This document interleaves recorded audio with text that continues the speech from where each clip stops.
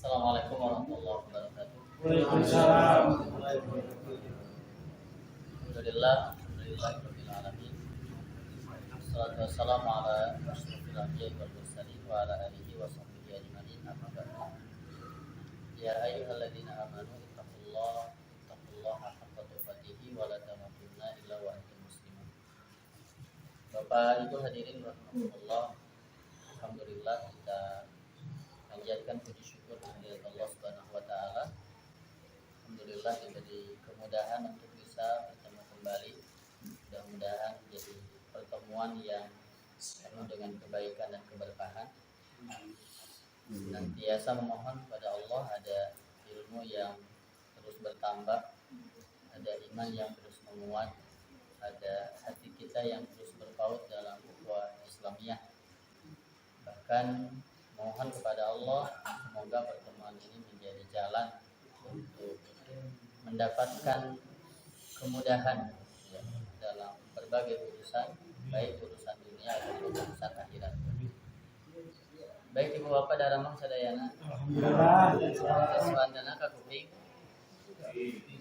Kirang tari juga. Tari.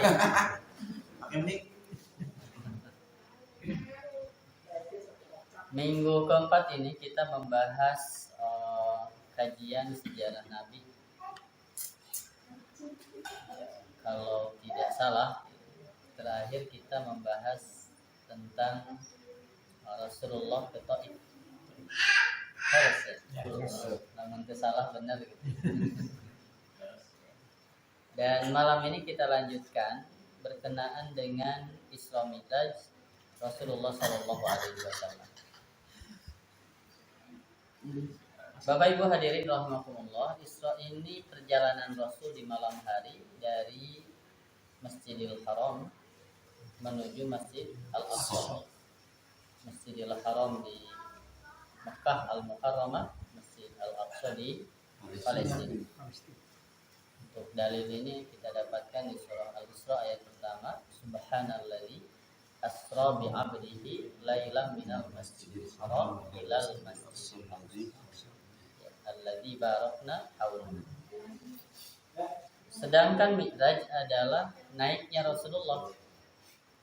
Naik Rasul ketika dari Masjid Al-Aqsa menuju Sidratul Muntaha.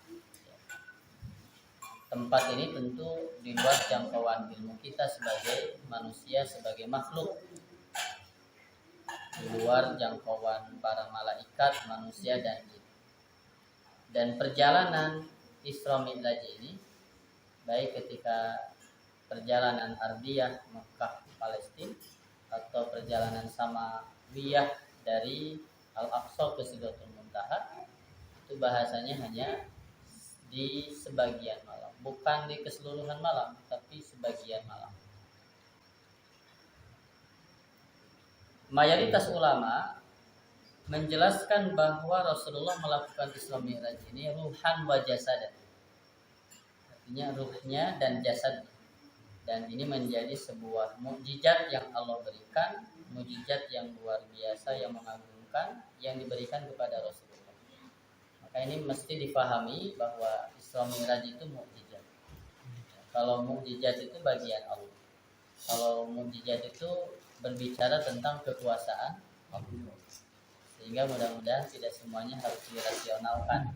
Meskipun ya orang-orang yang beriman sebetulnya bisa memahami secara ilmiah apa yang terjadi dengan Isra dan Mi'raj.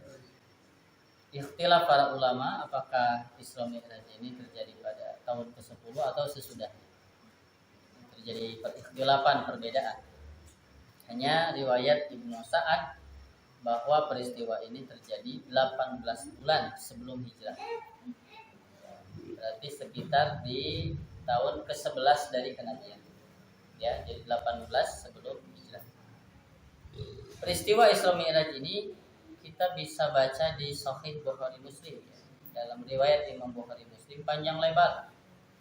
Ketika Rasulullah didatangi malaikat, lalu disiapkan kendaraan, lalu kemudian berjalan menuju Palestina, lalu sholat di sana menuju Al-Aqsa, kemudian sholat 2 rakaat, lalu Jibril membawa ada khomer ya ada susu, ada khamar, ya. Dan Rasulullah memilih susu. Dan Jibril mengatakan engkau telah memilih fitrah. Jadi ketika dua pilihan antara khamar dan susu, Rasulullah memilih susu. Dan Jibril mengatakan engkau telah memilih fitrah. Lalu di hadis itu dijelaskan di langit pertama bertemu dengan Nabi Adam, langit kedua terus sampai langit ketujuh bertemu dengan Nabi Ibrahim, lalu kemudian Sidratul Muntaha. Ini sejarah singkatnya. Ya. Berikutnya keesokan harinya Rasulullah menyampaikan apa yang disaksikan dan apa yang terjadi kepada penduduk Mekah. Nah, respon penduduk Mekah adalah mendustakan dan mentertawakan karena memang di luar nalar, di luar nurul, karena di luar nalar mereka. Bagaimana mungkin yang biasanya Mekah Palestina 1 bulan bolak-balik, ini berarti bisa jadi 2 bulan, apalagi naik sampai ke atas, lalu dilaksanakan hanya dalam sebagian malam. Maka mereka mentertawakan, mereka mengingkarinya, mereka mendustakan. Sampai akhirnya di antara mereka ada yang menantang Rasulullah. Kalau memang ke Palestina, tolong gambarkan tentang Masjid Al-Aqsa, Baitul Maqdis. Jika engkau benar di sana, engkau sholat di sana, tolong gambarkan. Tolong gambarkan tentang keadaan Masjid Al-Aqsa. Nah, Bapak Ibu sekalian, saya pikir enggak terbayang gitu ya, harus menyebutkan tiang dan sebagainya dalam perjalanan yang singkat. Maka nggak kebayang bakal ditanyakan kumaha masjidnya gitu. Gitu ya. Tapi ketika itu Allah Subhanahu wa taala memperlihatkan kepada Rasulullah sallallahu alaihi wasallam dengan jelas. Jadi ketika mereka mendustakan lalu menanyakan tentang Al-Aqsa, Allah memperlihatkan tentang Al-Aqsa itu dengan jelas di hadapan mata Rasulullah sehingga Rasulullah mampu menjelaskannya dengan detail. Dan ini pun bagian dari karunia Allah. Dan mukjizat yang Allah berikan sehingga tiang-tiangnya dan apa yang dilihat oleh Rasulullah itu seperti dalam kenyataan ini. Jadi seperti kita lagi tolong jelaskan Masjid Al-Ikhlas, bari kita nak aya di Masjid Al-Ikhlas begitu. Dan ini tidak terbayang sebelumnya mereka akan bertanya itu, tapi Allah karuniakan sehingga seakan-akan Al-Aqsa itu terlihat jelas di mata Rasul dan Rasul menjelaskan. Nah, setelah itu ya, mereka datang ke Abu Bakar dengan harapan Abu Bakar menolak.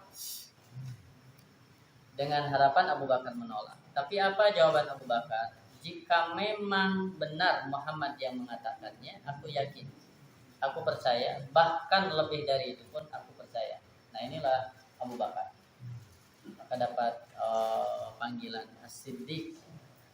Jadi berharap ya Abu Bakar menolak karena di luar nalar manusia. Tapi jawaban Abu Bakar, jika itu yang mengatakannya Muhammad, maka lebih dari itu pun aku percaya. Mudah-mudahan kita jadi generasi Abu Bakar. Sehingga kalau Rasulullah yang mengatakannya, maka sikap kita bukan ngotak-ngatik lalu kemudian mengedepankan akal kita, tetapi mengedepankan keimanan. Sami'na wa ata'na. Kalau berasal dari Rasulullah sallallahu alaihi wasallam. Berbeda kalau di luar Rasul. Pagi hari di malam Isra Mi'raj ya, Jibril datang lalu kemudian mengajari cara sholat dan menjelaskan waktu-waktu sholat yang hari ini kita dapatkan. Yang sebelumnya pada perjalanan Isra Mi'raj itu 50 waktu sholat, lalu sampai akhirnya berubah menjadi 5 waktu sholat. Maka Bapak Ibu kuduna berterima kasih ke Nabi Musa. Nah, karena Nabi Musa kepo, kamu dapat apa dari Allah? Dapat 50 waktu. Baliklah sama Allah. Umat yang akhir bari laletik, kami saja yang gede-gede itu karuaceun. Ayo minta kurangan sampai akhirnya 5 waktu sholat. Awalnya 50 waktu. Kebayang tuh 50 waktu apa? 5 waktu aja kayak arah itu. Gitu ya. Maka kuduna berterima kasih ke Nabi Musa. Yang 5 waktu saja oleh Nabi Musa masih diprotes, balik lagi.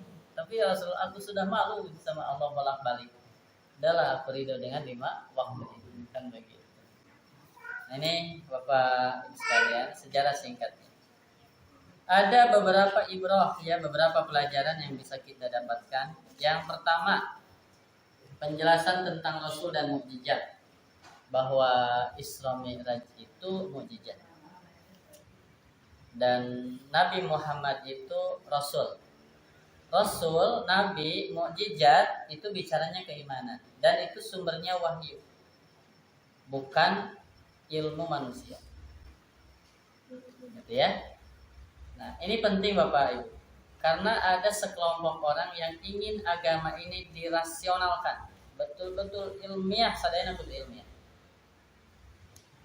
Termasuk bagaimana menggambarkan Rasulullah Shallallahu Alaihi Wasallam ya, yang kita baca wa asyhadu anna Muhammadan abduhu wa rasuluhu gitu.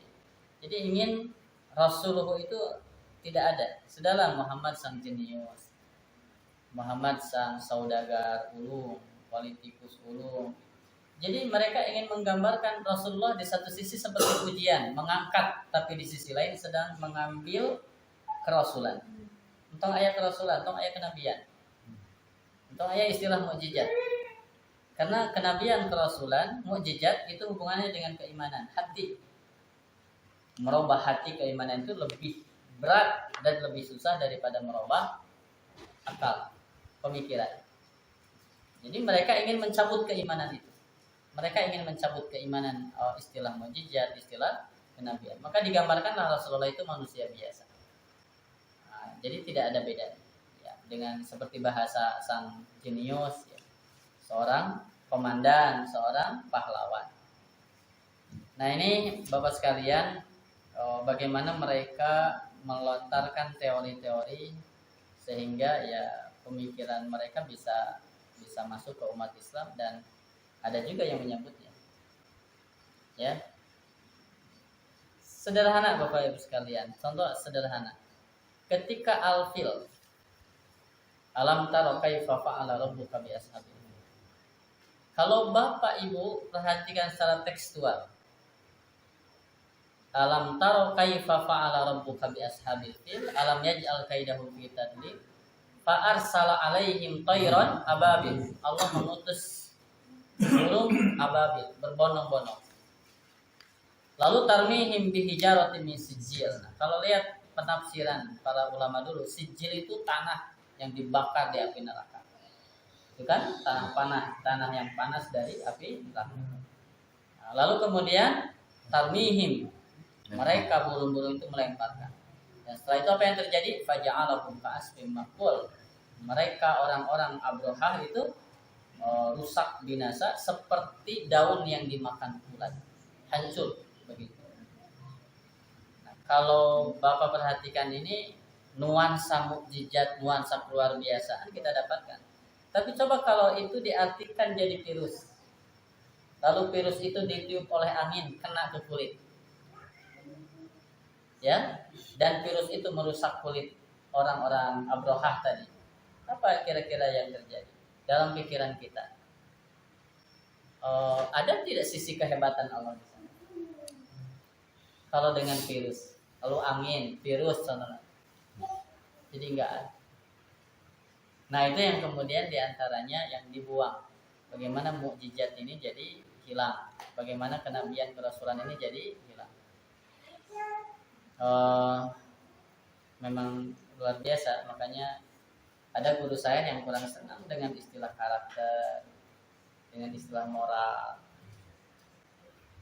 Pokoknya harus yang berasal dari Quran, harus yang berasal dari Rasul. Dan itu akhlak. Saya kurang senang meskipun mereka berteori ini karakter, ini moral, ini etika. Dia pokoknya yang datang dari Quran dan dari Allah itu yang pasti benar. Akhlak. Dan di antara usaha untuk merusak itu dengan merubah kata-kata. Beliau menyampaikan contohnya Pak. Dulu wanita yang tidak benar yang menjual diri itu disebut pelacur. Ya. Halo? Ketika disebut pelacur apa? Langsung negatif. Ketika disebut pelacur langsung negatif. Ganti lagi ada istilah apa? Lonte. dan orang-orang langsung. Tapi setelah itu kemudian terjadi pelunakan bahasa. Setelah itu jadi wanita sunnasusila. Ya, sudah mulai lunak. Dan setelah itu apa yang terjadi? Supaya diakui bahwa ini adalah sebuah pekerjaan, maka jadi PSK. pekerja. Seakan-akan ini jadi dibenarkan. Lihat Pak. Aplikasi hijau. Ya. Nah, jadi Bapak Ibu sekalian, ini hanya contoh sederhana. Jadi bagaimana bahasa itu bisa berpengaruh. Ya, bahasa itu jadi bisa berpengaruh. Yang tadi kelihatan negatif, langsung orang itu jadi rada ngabuli gidik. Nah, sekarang malah jadi biasa-biasa. Seakan-akan jadi diakui. Jadi halus gitu. Ya, termasuk dengan jalan bagaimana menghilangkan sisi kemujizatan, sisi kerasulan, sisi kenabian. Biarkan memuji Rasulullah, tapi Nabi dan Rasulnya dihilangkan. Begitu. Ini bagian yang pertama. Ya, di fenomena kenabian, mujizat adalah fenomena wahyu. Maka yang ada justru adalah kekuasaan Allah. Yang ada adalah kekuasaan Allah. Kalau bicara mujizat itu pasti Allahnya nyambung. Kekuasaan Allahnya pasti bakal nampak. Baik, ini yang pertama. Berikutnya yang kedua, kedudukan mukjizat Isra dan Mi'raj di antara peristiwa-peristiwa yang dialami oleh Rasulullah. Kalau kita perhatikan Bapak Ibu, kita sebelumnya mempelajari tentang Taif. Rasul berangkat ke Taif, mau menawarkan Islam ke tokoh-tokohnya, ngobrol sebentar, tapi setelah itu responnya ternyata lebih garang, lebih ganas daripada orang-orang di Mekah. Ngumpul sedikit sebentar, lalu mereka mengerahkan orang-orang yang ada di Taif, anak-anak, wanita, hamba sahaya, semuanya dikerahkan untuk mengusir Rasul dengan cara dilempar. Dan sampai ada bahasa Rasul melarikan diri singgah di sebuah kebun milik dua anak Rabi'ah. Nah, kita sudah bahas doanya sampai ada bahasa ilam yakun bika alayya ghadabun falah balik. Asal engkau tidak murka kepadaku, aku tidak peduli. Kata Rasul teh mau diserahin ke orang yang garalam, mangga. Badai ditempatkan di tempat anu jauh, mangga, asal engkau tidak murka kepadaku, aku tidak peduli. Nah, Bapak sekalian, kalau lihat dari perjalanan Rasul, bahkan sebelumnya wafatnya Siti Khadijah dan wafatnya Abu Thalib, ini runtutan sejarah yang mulai dari tahun berduka cita, lalu kemudian berusaha ke Taif karena di Mekah sudah tidak kondusif, sampai akhirnya Rasul mengatakan aku tidak peduli. Nah, maka peristiwa Isra Mi'raj ini seakan-akan undangan dari Allah berupa penghormatan dan jawaban bahwa sesungguhnya Allah tidak murka kepada Rasulullah. Ya kan bahasanya, asal engkau tidak murka kepadaku, aku tidak peduli. Karena dongkap langsung dilempar. Ngobrol sebentar dilempar. Nah, ini ada apa gitu? Apakah ini kemurkaan Allah dan sebagainya? Maka Rasul, asal engkau tidak murka, aku tidak peduli. Jadi Bapak Ibu, ini bagian pelajaran yang kedua. Seakan Isra Mi'raj itu jadi jawaban bahwa Allah tidak murka kepada Rasulullah. Ya, Allah tidak murka, Allah sayang kepada Rasul. Lalu datanglah undangan spesial yang hanya Rasulullah diundang. Karena tidak ada di kalender kita ada Isra Mi'raj Nabi Ibrahim gitu, enggak ada. Isra Mi'raj Nabi Musa, enggak ada. Isra Mi'raj Nabi Isa yang rafa'ahullah saja gitu kan, cuma kenaikan. Nah, tidak ada. Maka ini ya, bahwa sunnatullah untuk para kekasih Allah dalam berdakwah pasti akan mendapatkan ujian, pasti akan mendapatkan cobaan.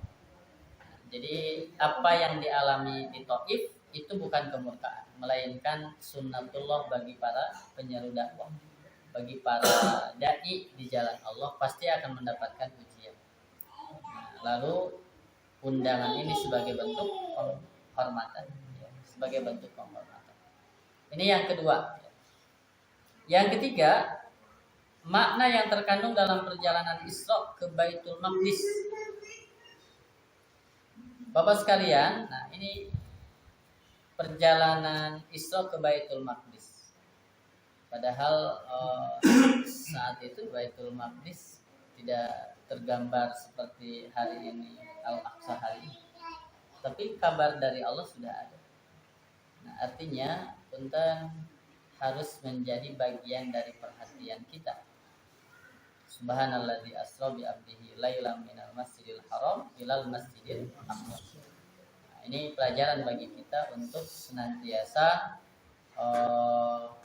memuliakan, mengagungkan.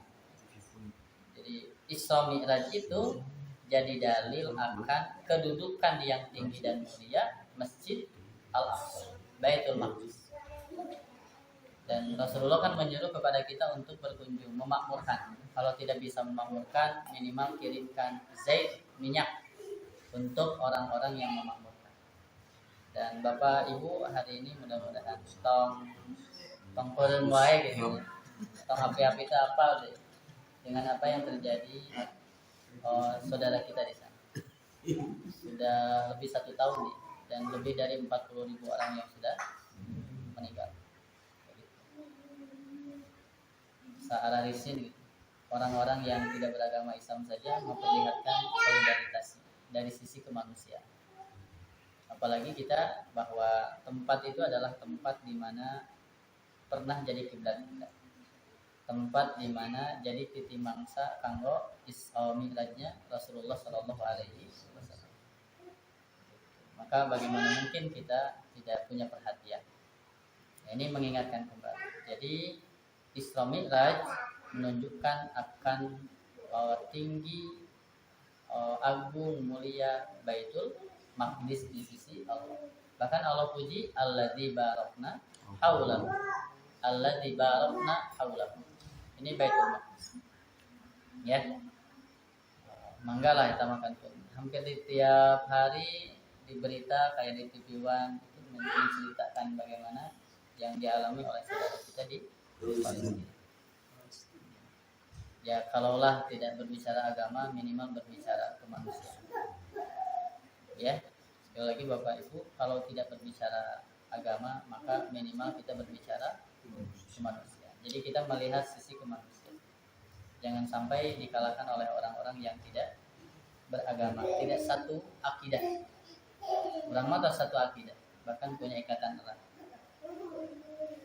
Berikutnya Bapak Ibu sekalian, yang keempat, pilihan Rasulullah terhadap susu ini menunjukkan fitrah.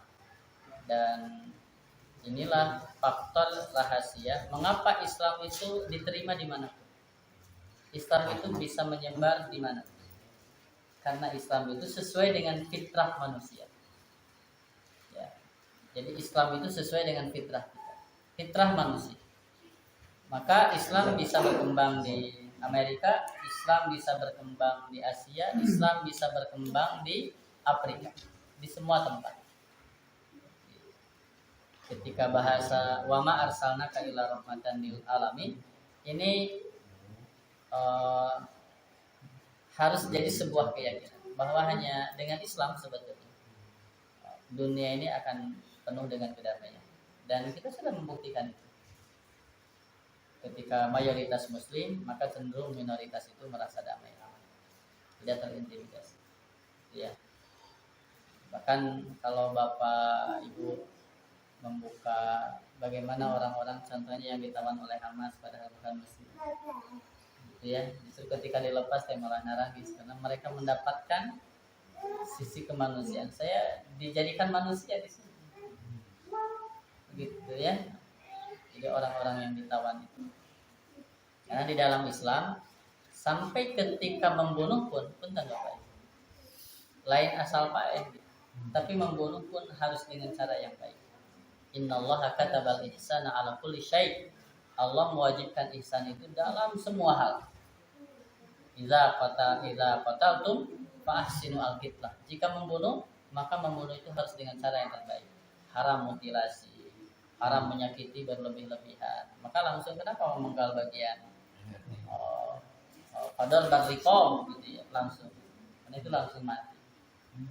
Nah, itu di Islam. Maka nggak boleh yang kemudian contoh nanti dimutilasi atau dibuat cat-cat seumur hidup, itu tidak boleh. Itu dalam Islam.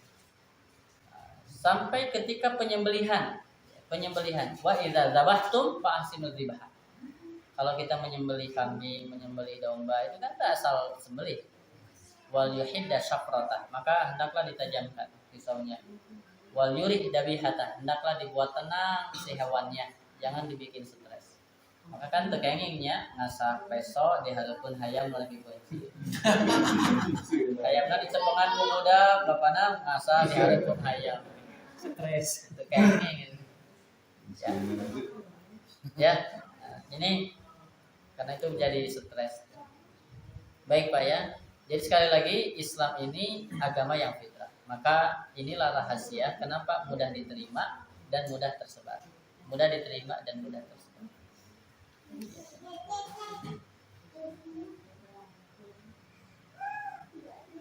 Ini dikatakan di sini, sebab betapapun tingginya budaya dan peradaban manusia dan betapapun manusia telah merengkuh kebahagiaan materi, tetapi ia akan tetap menghadapi tuntutan pemenuhan fitrahnya. Jadi, saya yakin Bapak sekalian, sekarang sudah mulai kekeringan hati. Orang-orang yang gaya hedon yang ujungnya pokoknya nama asal nikmat saja gitu. Lalu orang-orang yang materialistik, yang orientasinya pokoknya nama perlu dikalkulasikan jadi dunia. Jadi sukses itu berupa jabatan, sukses itu berupa harta, sukses itu berupa penghormatan. Ini sudah mulai, ya, sudah mulai merasakan kekeringan. Dan pasti ujungnya dia akan kembali ke kita. Maka aneh nih orang-orang yang akhirnya kembali menyebut nama Allah di tengah kegersangannya lalu kemudian menemukan Islam. Yang berikutnya, jumhur ulama salaf dan khalaf sepakat Isra Mi'raj itu dilakukan jasa dan waruhan. Nah, kalau hanya ruhnya saja itu tidak akan jadi perdebatan. Bapak saja kalau saya bilang tadi saya datang itu asar, setelah asar saya ke Amerika dulu, kemudian setelah itu saya ke Afrika dan saya alhamdulillah sudah di sini. Mau percaya loh. Ya, tapi lamun saya terus asar karena capek tunduk ketiduran, di tidur itu saya mimpi ke Amerika, ke Afrika. Tahu kan? Aneh tuh. Enggak aneh. Kita mimpi maka mana wae gitu wae. Sare 10 menit menceritakan ada 100 negara yang dilewati, malah yang protes. Gitu kan? Tapi lamun jasadan gitu. Karena kita punya dimensi jasad gitu. Kan nggak mungkin perjalanan kita dari sini ke Amerika berapa? Bolak-balik jadi berapa? Dari Amerika kemudian ke Afrika berapa? Lalu kemudian kembali berapa? Kan begitu kalkulasinya. Maka kalau Isra Mi'raj itu hanya ruhan saja, nggak mungkin ada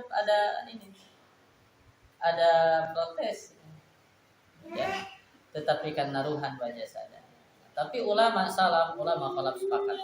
Maka dikembalikan Bapak Ibu sekalian. Isra Mi'raj bukan hanya berbicara tentang keyakinan, tapi berbicara tentang mukjizat. Berbicara tentang Allah dan kekuasaannya.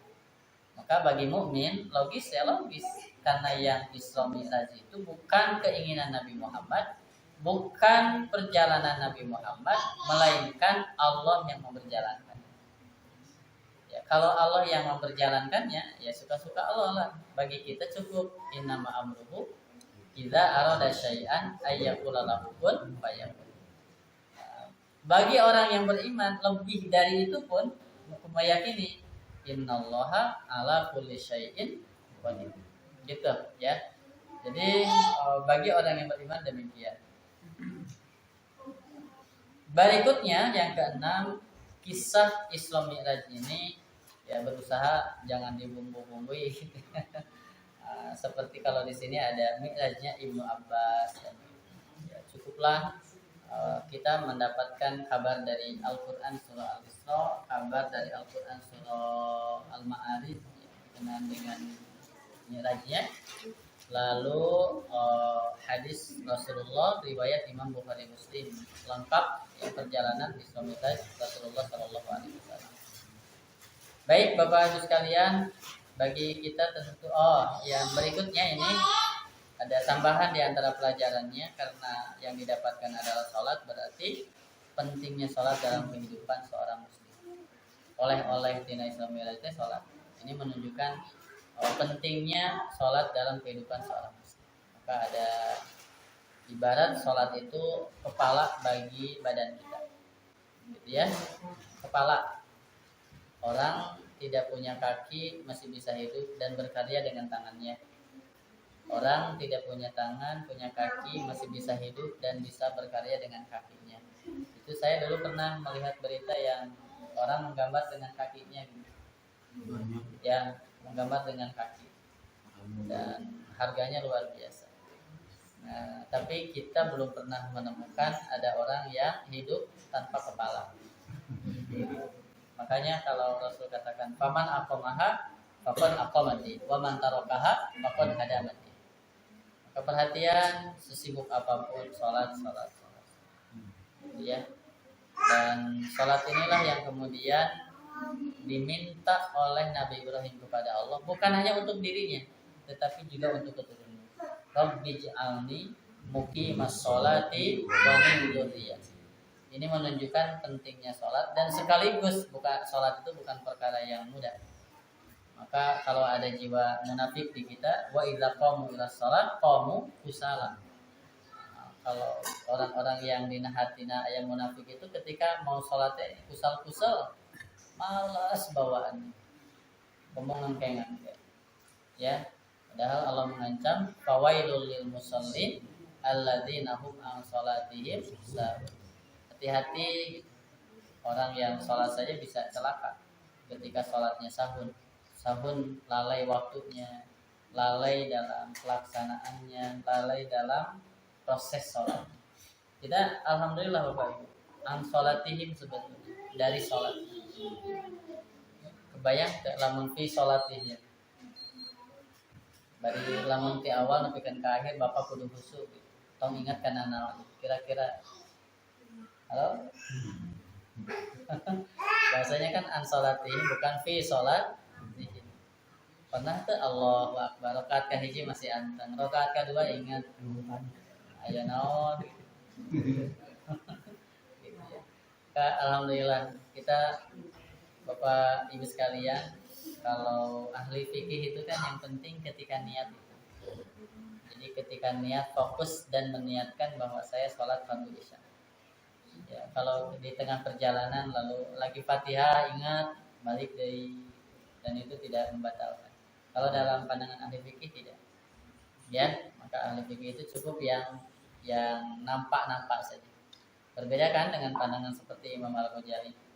Imam Al-Ghazali ketika makmum kepada kakaknya, dan kakaknya kelihatan bahwa ada warna merah di belakangnya, akhirnya dia mufaraqah.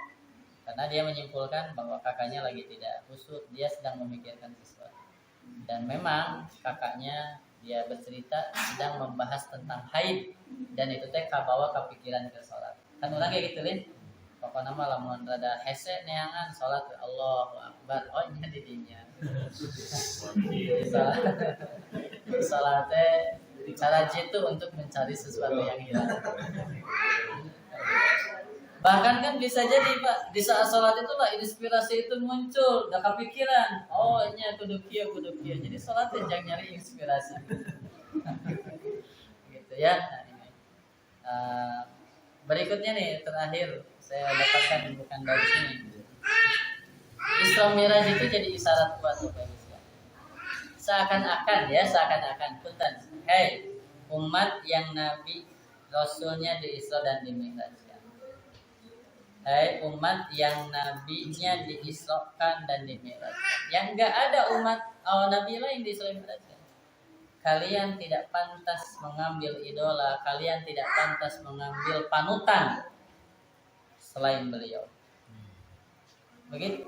Jadi ini seakan-akan pelajaran pun tanpa kanggo orang ya.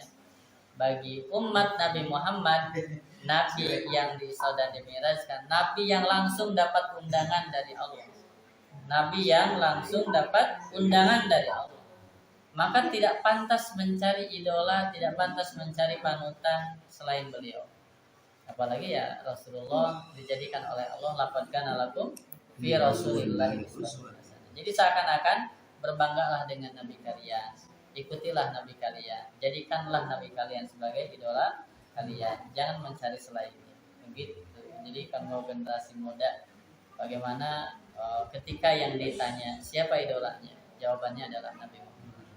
Karena ya nama bisa jadi artis Korea, bisa jadi pemain bola, bahkan aya nu film Doraemon, Ipin. Nah ini jadi tantangan Bapak Ibu sekalian. Manggalah bagaimana mewariskan sehingga Rasulullah itu dijadikan orang yang dijadikan idola generasi. Wallahu a'lam. Baik Bapak Ibu sekalian, ini yang bisa saya sampaikan. Kalau ada hal-hal yang mau disampaikan, waktu 1 menit 2 menit mangga. Halo.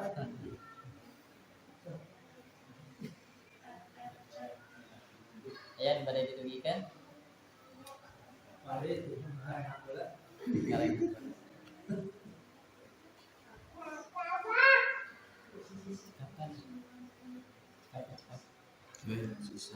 terserap. Baik, Bapak Ibu sekalian, apa yang tadi dibahas mudah-mudahan bukan hanya jadi ilmu, tetapi ilmu yang bermanfaat yang diamalkan dalam kehidupan sehari-hari kita. Aku qauli hadza astaghfirullaha wa lakum wa sallallahu ala Muhammadin wa ala alihi washabbihi ajmain. Subhanaka Allahumma wa bihamdik asyhadu an la ilaha illa anta astaghfiruka wa atubu ilaik. Assalamualaikum warahmatullahi wabarakatuh.